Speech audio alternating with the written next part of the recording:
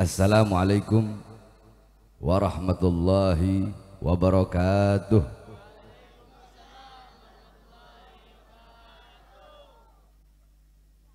Alhamdulillahil ahad, wassalatu wassalam ala man fis sama ismuhu Ahmad wa fil ardi ismuhu Muhammad wa ala alihi wa sahbihi wa ba'd. Saya cintai, yang saya muliakan, para alim ulama, para habaib, para kiai, para asatid, para tokoh masyarakat, para aparat pemerintah, wabil khusus Al-Habib Nabil Al-Gadri, Al-Habib Abdullah bin Syahab, beserta para habaib yang lain, Kiai Haji Fakhruddin, beserta segenap para kiai, para asatid dan para alim ulama yang lain yang saya cintai, yang saya muliakan, Sahibul Bait, Sahibul Hajat, Haji Bolo beserta seluruh keluarga besarnya, beserta seluruh hadirin hadirat, bapak-bapak, ibu-ibu, khususnya para pemuda-pemudi umat baginda Nabi besar Muhammad yang selalu dimuliakan oleh Allah Subhanahu wa taala. Saudara-saudara sekalian yang dimuliakan oleh Allah, kita duduk pada malam hari yang mulia ini dalam rangka maulid Nabi besar Muhammad, kemudian acara walimatul khitan dan walimatul urus, yang dimana duduknya kita di ini majlis bersalawat kepada baginda Nabi besar Muhammad. Kita berzikir kepada Allah, lidah kita basah dengan ayat-ayat Al-Quran, basah dengan zikir, tahlil, tahmid, tasbih, takbir, tamjid, dan basah dalam bersalawat kepada baginda Nabi besar Muhammad. Lidah-lidah yang di dunia basah dengan ayat Al-Quran, basah dengan kalimat zikir, basah dengan salawat, adalah lidah-lidah yang kelak di akhirat akan basah dengan telaga Al-Kautsarnya baginda Nabi besar Muhammad. Saudara-saudara, kita duduk di ini majlis di dalam memuliakan, mengagungkan hari kelahiran baginda Nabi besar Muhammad. Kemudian kita duduk di sini untuk mendoakan anak yang dikhitan agar menjadi anak yang saleh. Kemudian kita duduk di sini juga untuk mendoakan agar mempelai yang menikah rumah tangganya menjadi rumah tangga yang sakinah, mawaddah, warahmah. Saudara-saudara, saya tidak akan membahas tentang maulid karena saya sudah sering membahas tentang maulid Nabi Muhammad. Yang akan saya bahas sedikit pada malam hari ini yaitu tentang nasihat pernikahan dan tentang walimatul khitan. Pertama, saudara-saudara, galar Rasul sallallahu alaihi wasallam, baiti jannati. Sering kita mendengar yang dimana Rasulullah bersabda, rumahku adalah sorgaku. Saudara-saudara, rumahku sorgaku bukanlah rumah yang mewah, bukanlah rumah yang megah, bukan rumah 2 tingkat, bukan rumah yang besar, bukan rumah yang di dalamnya terdapat perabotan-perabotan yang mahal, bukan suami yang tampan, bukan suami yang kaya, bukan istri yang cantik, bukan anak-anak yang pintar dalam urusan dunia.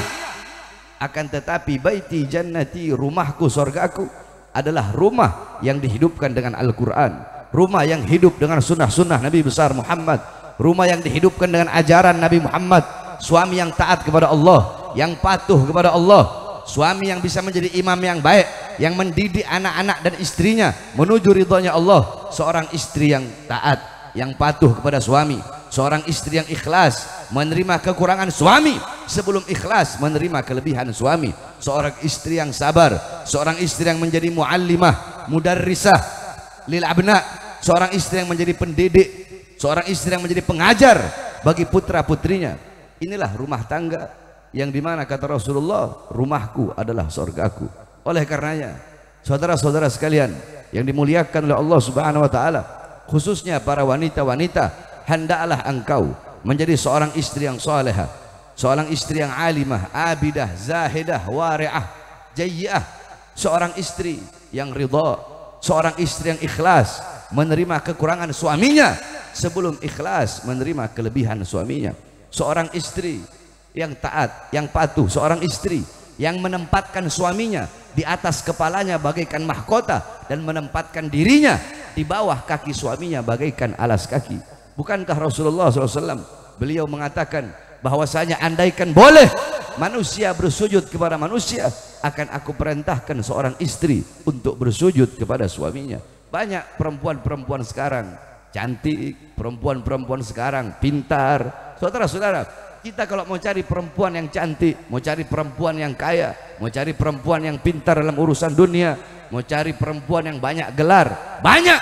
Akan tetapi yang susah mencari seorang wanita, mencari seorang perempuan yang sabar, mencari seorang wanita, mencari seorang perempuan yang ikhlas menerima kekurangan suaminya sebelum dia ikhlas menerima kelebihan suaminya. Sebab banyak istri-istri zaman sekarang mereka hanya ikhlas itu menerima kelebihan suaminya, tetapi mereka tidak ikhlas di dalam menerima kekurangan di dalam menerima kekurangan daripada suaminya.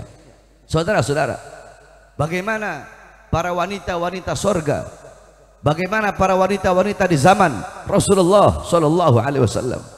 Ketika itu Rasulullah Sallallahu Alaihi Wasallam beliau berkata kepada anaknya, kepada putrinya Sayyidatuna Fatimah, wahai Fatimah, maukah engkau aku beritahu seorang wanita yang kelak di akhirat dia akan memegang tali kendaraanmu, namanya adalah Mutiyah, rumahnya dia di ujung sana.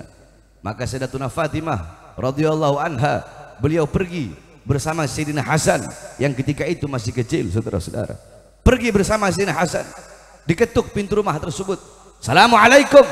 Pintu rumah tidak dibuka, dari dalam terdengar suara, Waalaikumsalam. Siapa engkau?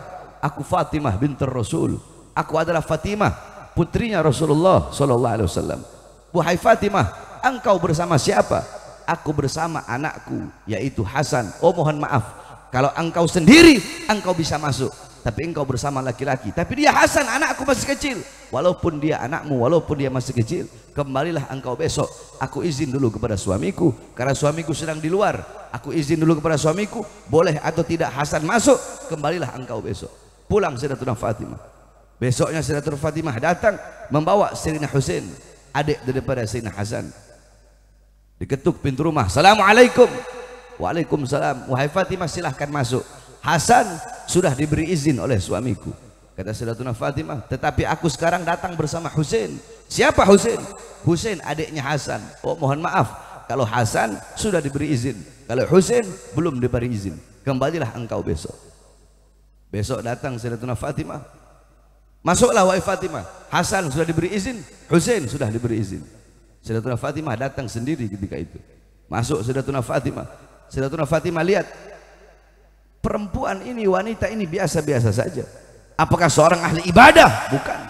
Ahli sholat? Bukan. Ahli puasa? Bukan. Ahli zakat? Bukan. Ahli Quran? Bukan. Seorang ustazah pintar dalam urusan agama? Tidak. Terus keistimewaan apa? Amal apa yang dilakukan oleh Sayyidatuna Mutiyah sehingga kelak di akhirat Sayyidatuna Mutiyah akan memegang tali kendaraan Sayyidatuna Fatimah? Tiba-tiba Sayyidatuna Fatimah melihat ada 3 buah benda, saudara-saudara, yang dimana 3 buah benda tersebut diletakkan di tempat yang tinggi, dikeramatkan oleh Sayyidatuna Mutiyah. Apa 3 buah benda tersebut? Yang pertama lap, yang kedua cambuk, yang ketiga gunting. Kemudian Sayyidatuna Fatimah radhiyallahu anha bertanya kepada Sayyidatuna Mutiyah, wahai Mutiyah, untuk apa 3 buah benda ini? Kenapa engkau letakkan 3 buah benda ini di tempat yang tinggi, tidak seperti benda-benda yang lain, seakan-akan engkau begitu mengutamakan, begitu mengkhususkan, begitu mengkeramatkan 3 buah benda ini? Apa kata Sayyidatuna Mutiyah? Wahai Fatimah, yang pertama lap. Ini lap ketika suamiku pulang kerja, aku gunakan lap tersebut untuk menyeka, untuk mengelap, untuk membasuh keringat-keringat daripada suamiku. Sebab keringat-keringat itulah keringat yang jatuh untuk memberi nafkah kepada aku dan anak-anakku. Saya tanya, kira-kira ada istri kalian seperti itu? Istri zaman sekarang begitu apa enggak? Enggak. Itu yang pertama. Yang kedua, cambuk. Untuk apa cambuk tersebut? Kata Sayyidatuna Mutiyah, setelah selesai suamiku pulang kerja, Aku telah masak untuk suamiku. Suamiku makan makanan yang aku masak. Selesai suamiku makan, aku berikan kepada suamiku cambuk. Dan aku berkata, wahai suamiku, jikalau makanan yang aku masak ini tidak enak, aku rela, aku ridho engkau cambuk untuk menjadi pelajaran bagiku agar besok aku makan, agar aku masak dengan masakan dan makanan yang enak. Kalau makanan ini tidak enak, aku rela, aku ridho engkau cambuk aku. Ada istri seperti itu zaman sekarang? Ada. Yang ketiga, gunting. Untuk apa gunting tersebut? Kata Sayyidatuna Mutiyah, gunting ini ketika suamiku pulang kerja, selesai aku masak, dia makan, selesai makan dia mau istirahat, aku berikan gunting tersebut. Dan aku berkata, wahai suamiku, jikalau dari tadi pagi sampai sekarang engkau ingin tidur, ada kata-kataku yang melukai perasaanmu atau tidak mengenakkan hatimu, aku rela, aku ridho engkau potong lidahku. Coba engkau lihat bagaimana ketaatan Sayyidatuna Mutiyah kepada suaminya, sehingga Sayyidatuna Mutiyah mendapatkan derajat yang tinggi di sisi Allah Subhanahu wa taala. Bagi seorang perempuan, kalau ingin masuk surga, kalau ingin mendapat ridho Allah, ingin mendapat syafaat Rasulullah, paling gampang saudara-saudara. Apa itu? Taat sama suami, patuh kepada suami. Jadi seorang istri yang soleha, jadi seorang istri yang taat kepada suami, jadi seorang istri yang patuh kepada suami. Sebab Allah menyembunyikan 3 keridhaan. Keridhaan Allah terhadap seorang murid melalui ridho gurunya, keridhaan Allah terhadap seorang anak melalui bapak ibunya, keridhaan Allah terhadap seorang istri melalui keridhaan suaminya. Saudara-saudara, istri, perempuan, seorang istri, walaupun dia sholat ribuan rakaat, walaupun dia sujud sampai dahinya hancur, walaupun dia puasa sampai badannya kurus tinggal tulang, walaupun dia pergi bolak-balik haji, walaupun dia sedekahkan hartanya sampai habis, kalau tidak mendapatkan ridho suami, tidak akan pernah mendapatkan ridho Allah Subhanahu wa taala. Oleh karenanya, hendaklah para wanita-wanita menjadi seorang wanita yang menjadikan Sayyidatuna Fatimah, Sayyidatuna Khadijah, Sayyidatuna Aisyah, Sayyidatuna Asma binti Abi Bakar, Ummu Sulaim, Ummu Salamah, Sumayyah binti Khabbab, dan wanita-wanita lainnya, wanita-wanita sorga lainnya, sebagai uswahnya, sebagai gutuahnya, sebagai teladannya, sebagai pedomannya dalam kehidupannya sehari-hari. Lihat bagaimana Sayyidatuna Asma binti Abi Bakar, seorang wanita yang dalam keadaan hamil tua, saudara-saudara, dia rela berjalan panas-panasan sampai kakinya hancur, kakinya keluar darah, kakinya keluar nanah, hanya untuk apa? Hanya untuk membawakan makanan untuk baginda Nabi besar Muhammad yang sedang bersembunyi bersama ayahnya Sayyidina Abu Bakar. Lihat bagaimana Sayyidatuna Sumayyah binti Khabbab, seorang manusia yang pertama kali syahid di dalam Islam. Saudara-saudara, Sumayyah binti Khabbab, suaminya disiksa di depannya. Sumayyah binti Khabbab dicambuk, disiksa. Sumayyah binti Khabbab ditusuk pakai tombak sampai tembus perutnya, saudara-saudara. Dipaksa keluar dari ajaran Nabi Muhammad SAW.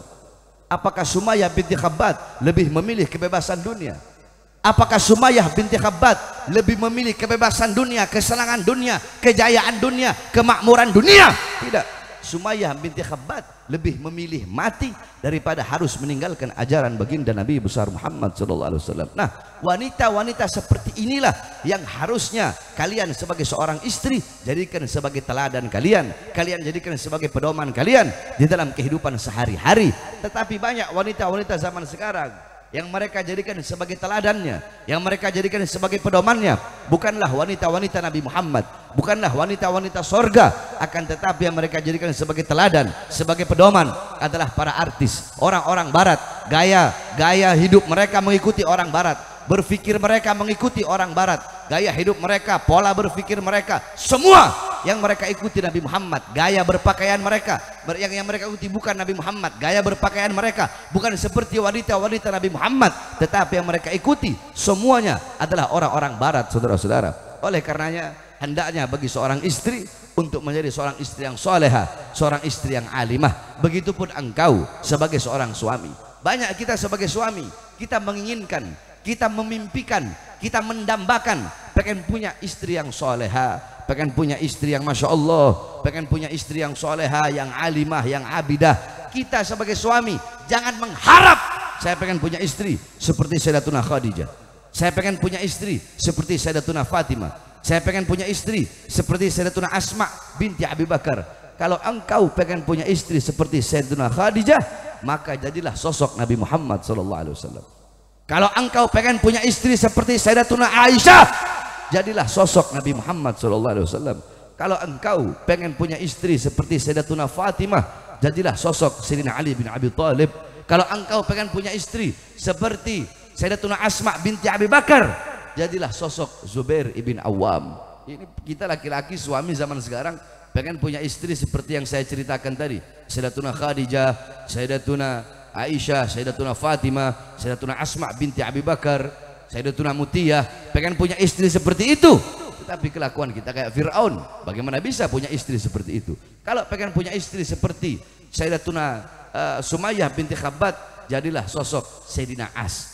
Pengen punya istri seperti Sayyidatuna Asma binti Abi Bakar, harus jadi sosok Sayyidina Zubair ibn Awam. Oleh karenanya, baik buruknya istri tergantung kita sebagai suami. Karena istri itu ibaratnya adalah perahu, kita adalah nahkoda. Rusak atau hancurnya perahu tergantung daripada kita yang membawa perahu tersebut. Kemudian kita duduk pada malam hari ini saudara-saudara dalam rangka khitan, yang dimana galar Rasul sallallahu alaihi wasallam, ikhtatana Ibrahim wa huwa ibnu 80 sanatan fakhtatana bil qudum. Bahwasanya Nabi Allah Ibrahim alaihissalam beliau dikhitan pada umur 80 tahun dan beliau dikhitan menggunakan kapak. Yang pertama kali dikhitan adalah Nabi Allah Ibrahim alaihissalam. Tetapi adapun isyarat khitan telah ada dari zaman Nabi Allah Adam alaihissalam. Ketika Nabi Allah Adam alaihissalam Allah keluarkan dari sorga, Allah turunkan di India. Siti Hawa Allah turunkan di Jeddah. Iblis Allah turunkan di Basrah. 450 tahun Allah belum terima taubat Nabi Allah Adam alaihissalam. Akhirnya Nabi Allah Adam bernazar, ya Allah, jikalau engkau terima taubatku, aku akan mengorbankan sebagian anggota tubuhku untukmu.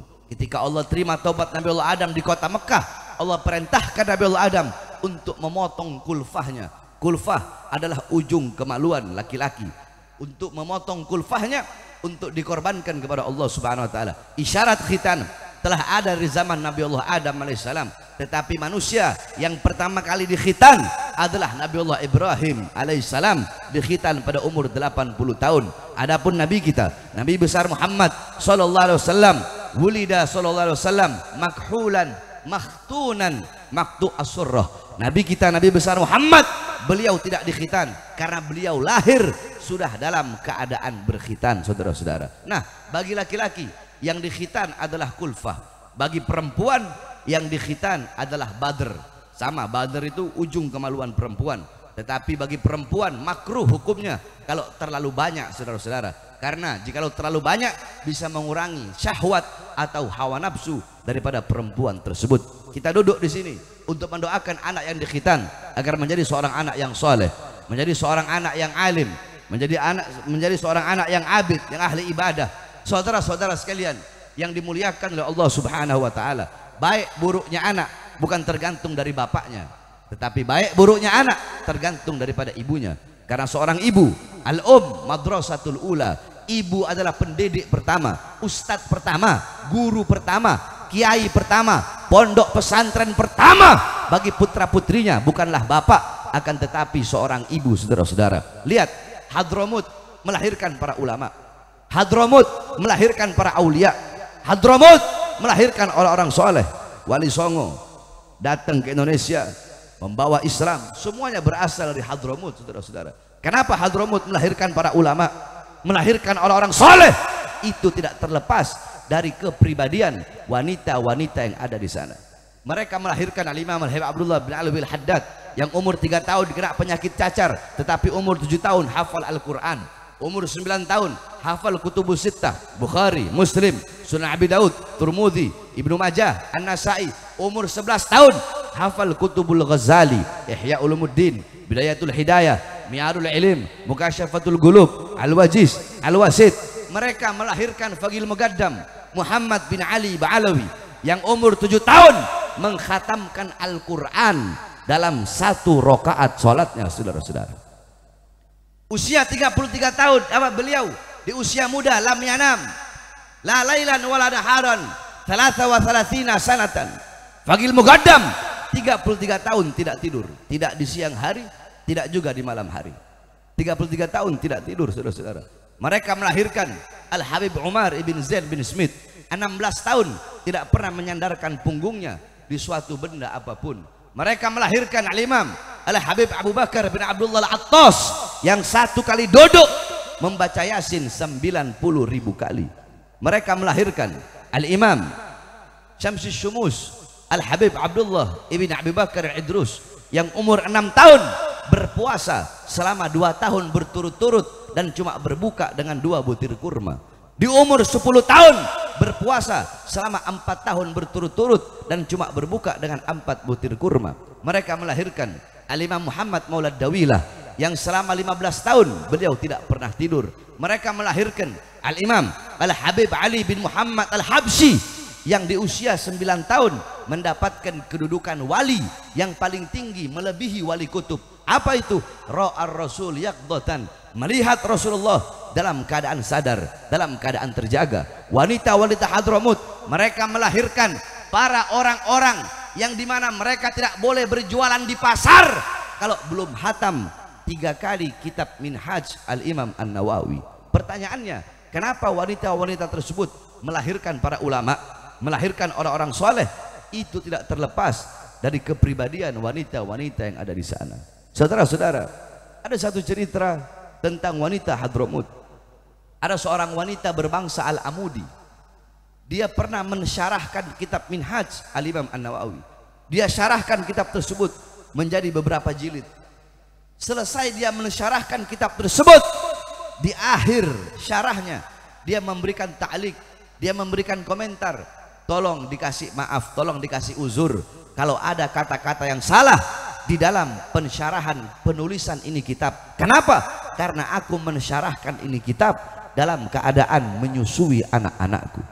Wanita di Hadramut menyusuin anak sambil ngarang kitab Minhaj, mensyarahkan kitab Minhaj.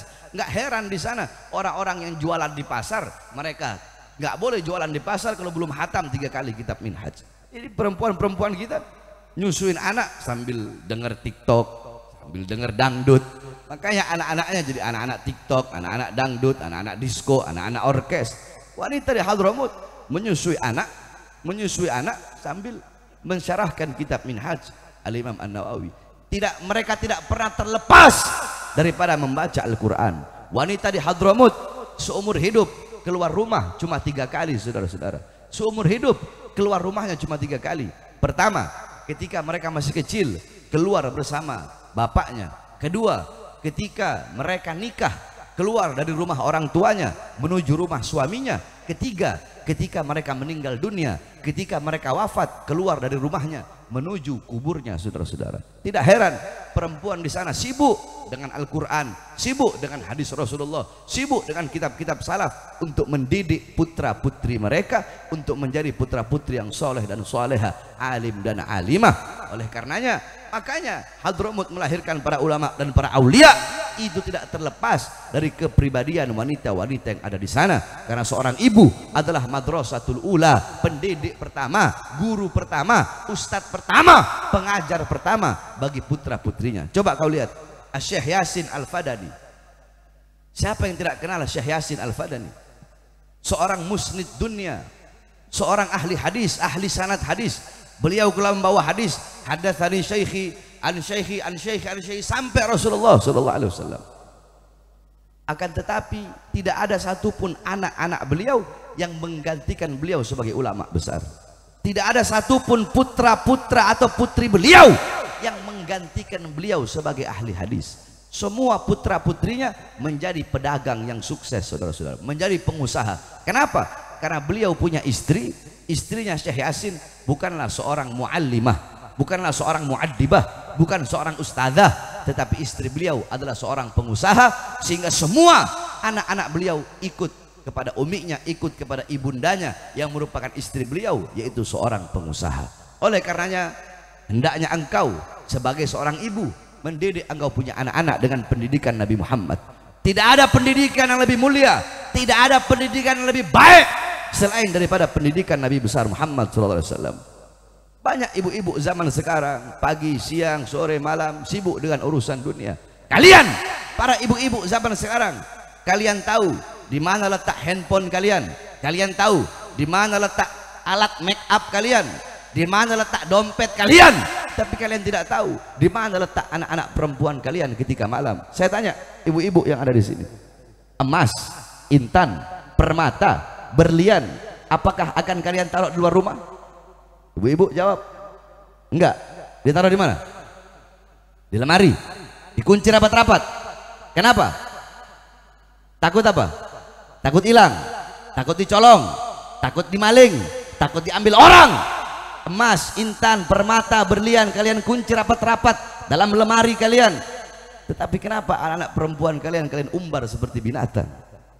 Apakah emas, intan, permata, uang lebih berharga daripada anak-anak perempuan kalian? Anak-anak perempuan kalian membuka aurat, anak-anak perempuan kalian telanjang, anak-anak perempuan kalian pacaran, ciuman. Bahkan anak SD zaman sekarang banyak yang hamil, saudara-saudara. Anak SMP hamil, anak SMA melahirkan di dalam ruangan sekolahnya, saudara-saudara. Lihat zaman sekarang, yang pemuda-pemudi, sering saya katakan, zaman sekarang ini di luar sana yang paling banyak mabok-mabokan, yang paling banyak berzina, yang paling banyak narkoba, yang paling banyak melacur, bukan orang Kristen, bukan orang Buddha, bukan orang Hindu, bukan orang kafir, tetapi abnaul muslimin, putra-putri Islam, pemuda-pemudi Islam, anak-anak Islam yang paling banyak berbuat dosa, yang paling banyak berbuat maksiat, yang paling banyak telanjang di pinggir jalan, yang membuka aurat di pinggir jalan, yang mengikuti budaya-budaya barat. Bukan orang kafir, tetapi kita, anak-anak kita, putra-putri kita yang paling banyak tidak kenal dengan baginda Nabi besar Muhammad SAW. Kenapa? Engkau sebagai orang tua menjadi sebab utama rusaknya engkau punya anak-anak, saudara-saudara. Bapak-bapak zaman sekarang, saya tanya semua bapak-bapak yang ada di sini, kalian pagi, siang, sore, malam kerja mencari nafkah untuk siapa? Untuk memberi makan siapa? Memberi makan anak, iya kan? Kalian pagi, siang, sore, malam kerja sibuk cari uang untuk memberi makan anak jasmani, memberi makan badan, tubuh, jasad anak-anak kalian, tapi kalian lupa memberi makan ruh, jiwa dan hati anak-anak kalian. Apakah kalian pikir sebagai orang tua kewajiban kalian cuma bikin anak lahir, cari uang buat kasih makan anak? Iya. Kalau kewajiban kalian sebagai orang tua hanya sekedar memberi makan luar, memberi makan jasmani anak-anak, apa bedanya sama binatang? Bahkan kalian belum bangun, anjing sudah bangun lebih dulu mencari makan untuk anak-anaknya, betul? Anjing, kemudian burung udah keluar cari makan buat anak-anaknya. Kalau kewajiban kita sebagai bapak hanya untuk mencari nafkah, untuk memberi makan jasmani anak-anak kita, nggak ada beda dengan binatang. Tetapi kewajiban kita yang lebih wajib, yaitu memberi makan ruh, jiwa dan hati anak-anak kita. Apa makanan ruh? Apa makanan hati? Apa makanan jiwa? Makanan ruh, makanan hati, makanan jiwa adalah ilmu. Hati 3 hari tidak kena ilmu, hati itu menjadi mati. Maka tanyakan kepada diri kita sebagai orang tua, telah berapa lama kita menjadi sebab hati anak-anak kita mati, saudara-saudara. Oleh karenanya pada kesempatan yang mulia ini saya mengajak kepada seluruh hadirin hadirat, khususnya para bapak-bapak dan lebih khususnya lagi para ibu-ibu, didik anak-anak kalian dengan pendidikan Nabi besar Muhammad SAW. Jangan sibuk dengan handphone terus, pagi, siang, sore, malam sibuk dengan handphone. Anak umur 4 tahun sibuk handphone, umur 4 tahun, umur 5 tahun, umur 6 tahun, bapaknya, ibunya sibuk sama handphone. Saya kasihan melihat anak-anak kecil zaman sekarang. Kenapa? Karena masa-masa kecilnya mereka, masa-masa bahagia lagi kecil-kecilnya, lagi lucu-lucunya, diambil sama handphone, saudara-saudara. Direbut masa-masa bahagia, masa-masa kecilnya direbut sama handphone. Kalau kita orang zaman dulu masih kecil, nggak ada handphone, kita sibuk main apa aja, jadi permainan. Kalau kita zaman dulu mau main di tanah, mau main di lumpur, saya dulu pagi, siang, sore, malam pergi di laut, terus mancing di laut, masuk ke dalam laut, renang, panah ikan. Enak masa-masa kecilnya kita orang. Anak-anak zaman sekarang, masa kecilnya mereka diambil sama handphone, saudara-saudara. Betul? Ayo coba anak-anak zaman sekarang, 4 tahun, 5 tahun, 6 tahun, 7 tahun sibuk sama handphone. Suami istri duduk hadap-hadapan, si suami sibuk main handphone, si istri sibuk main handphone, hadap-hadapan kayak orang goblok main handphone. Benar nggak? Iya kan? Handphone itu bagusnya apa? Bisa bisa mendekatkan orang-orang yang jauh, tetapi kalian lupa bahwasanya handphone juga bisa menjauhkan orang-orang yang dekat, saudara-saudara. Betul kan? Suami main handphone begini, di depannya istri juga sibuk main handphone, balas WhatsApp orang lain yang jauh-jauh. Nanti kalau ketemu sama orang yang dibalas WhatsApp itu, dia main handphone lagi, balas WhatsAppnya handphone orang-orang yang lain. Makanya alhamdulillah saya sekarang udah 3 bulan ini jarang pegang handphone. Paling bisa dihitung sehari, paling setengah jam saya pegang handphone. Saya tanya, kalian semua yang ada di sini, pagi, siang, sore, malam, tiap saat, tiap menit, tiap jam, yang kalian pegang apa? Handphone atau Al-Quran? Jawab. Kalian sibuk dengan handphone kalian. Al-Quran kalian biarkan, Al-Quran kalian biarkan Al-Quran kalian geletakkan, kalian biarkan Al-Quran kalian berdebu. Saudara-saudara, jikalau kalian ingin tahu seperti apa kebutuhan orang zaman dulu, bagaimana kebutuhan mereka, bagaimana ketergantungan mereka terhadap Al-Quran, bercerminlah engkau. Seperti apa sekarang kebutuhan dan ketergantunganmu terhadap handphone, maka seperti itulah kebutuhan dan ketergantungan orang-orang terdahulu terhadap Al-Quran. Kalau engkau bangun tidur baru melek mata melihat dunia udah pegang handphone, orang zaman dulu mereka bangun tidur langsung pegang Quran, bangun tidur baca Quran. Engkau sambil makan, lagi makan sambil pegang handphone, sambil main handphone. Orang zaman dulu mereka makan sambil pegang Quran. Kemana-mana engkau bawa handphone, orang zaman dulu kemana-mana mereka bawa Quran, saudara-saudara. Bukan berarti handphone itu kalian harus tinggalkan, silahkan kalian dengan handphone kalian, silahkan. Akan tetapi jangan sampai handphone menjadi sebab jauh hubungan kalian dengan Allah, jauh hubungan kalian dengan Rasulullah. Apalagi handphone menjadi sebab jauh atau menjadi sebab putusnya hubungan engkau dengan Allah dan putusnya hubungan engkau dengan Rasulullah Sallallahu Alaihi Wasallam. Mulai sekarang, khususnya para ibu-ibu dalam rumah, kalian punya anak-anak, jangan kasih handphone, tetapi kasih anak-anak kalian Al-Quran, kasih anak-anak kalian kisah sejarah hidup Nabi Muhammad SAW. Jadikan Nabi Muhammad sebagai idola anak-anak kalian, teladan anak-anak kalian, pedoman anak-anak kalian. Jadikan pakaian Nabi Muhammad sebagai pakaian daripada anak-anak kalian. Sebab kelak di akhirat, saudara-saudara, banyak orang tua yang masuk neraka sebab di dunia mereka tidak pernah mendidik anak-anaknya. Kelak nanti di akhirat ada seseorang yang ketika akan Allah masukkan ke neraka karena dia suka berbuat dosa, karena dia suka berbuat maksiat, orang tersebut berkata, ya Allah, bagaimana mungkin aku akan masuk neraka sedangkan orang tuaku tidak? Ya Allah, aku jadi bejat seperti ini, aku tidak kenal engkau, aku tidak kenal Rasulullah, aku tidak kenal Islam, aku tidak kenal iman, aku berbuat dosa, aku berbuat maksiat, aku mabok-mabokan, aku melacur, aku berjudi, aku narkoba. Orang tuaku tidak pernah melarang aku berbuat dosa. Orang tuaku tidak pernah memarahiku ketika aku bermaksiat. Orang tuaku tidak pernah mengajariku, tidak pernah mendidik aku dengan ajaran dan pendidikan Nabi Muhammad sehingga aku jadi seperti ini, ya Allah. Akhirnya apa? Anak dan orang tuanya semua jadi masukkan ke dalam neraka oleh Allah Subhanahu wa taala. Bukankah Allah berkata, "Qu anfusakum wa ahlikum nara." Jagalah diri kalian, jagalah keluarga kalian dari api nerakanya Allah. Al-Imam Abdullah bin Abbas mengatakan, "Qu anfusakum wa ahlikum nara," ay alimuhum wa adibuhum. Cara mencegah keluarga, cara mencegah diri kita, cara mencegah anak, istri, suami, cara mencegah keluarga, sanak saudara dari api neraka. Bagaimana caranya? Caranya adalah didik mereka, ajari mereka dengan pendidikan dan ajaran Islam. Saya tanya bapak-bapak yang ada di sini, andaikan rumah kalian kebakaran, andaikan rumah kalian kebakaran, kalian punya anak ada dalam kamar, dalam rumah yang kebakaran tersebut, apa yang kalian lakukan? Apakah kalian biarkan anak kalian kebakaran? Terus pasti kalian suruh keluar dari kamar. Apakah ketika kalian suruh keluar kalian bilang begini, nak, ayo nak, keluar nak, kebakaran? Apakah kalian akan seperti itu? Tidak. Pastinya kalian seret anak-anak kalian. Kenapa? Untuk mencegah dia dari api neraka, dari api dunia.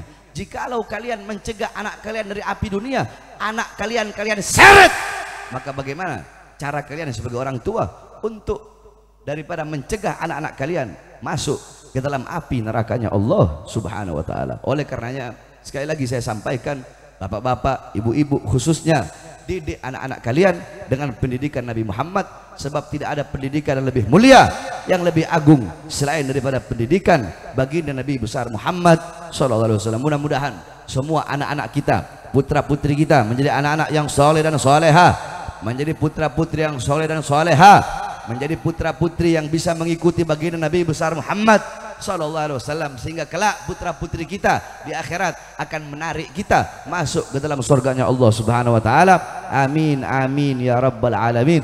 Rabbi fadfa'na bi barakatihim wa ahdina husna bi hurmatihim wa amitna fi tariqatihim wa mu'afati minal fitani wa sallallahu alaihi wasallam Muhammadin wa ala alihi washabbihi barik wasallam walhamdulillahi rabbil alamin.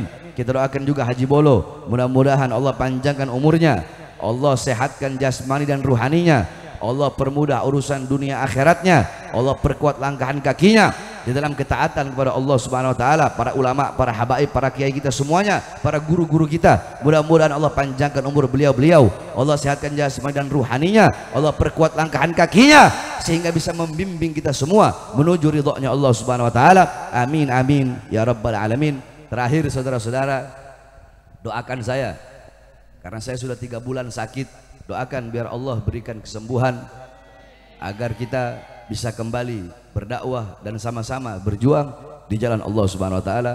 Amin ya rabbal alamin. Wal afu minkum. Wassalamualaikum warahmatullahi wabarakatuh.